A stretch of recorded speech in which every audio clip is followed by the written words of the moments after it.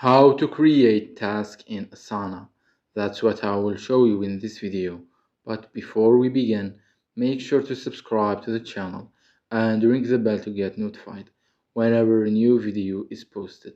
With that said, let's get started.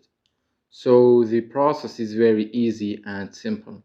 Just follow these steps. Go ahead and open up Asana. Once you do that, navigate to a project.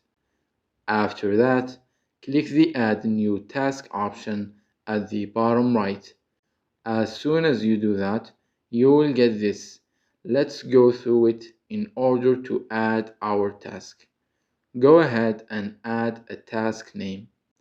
After that, click on the Assign feature. Assign this task to a person. After that, click the Due Date feature. Go ahead and select a date. After that, click on the State drop-down. Select one of these options. Feel free to add a description. Feel free to add a subtask. Using the options at the bottom left, you can take or add a picture as well as attach a file. And using the option at the bottom right, you can add collaborators.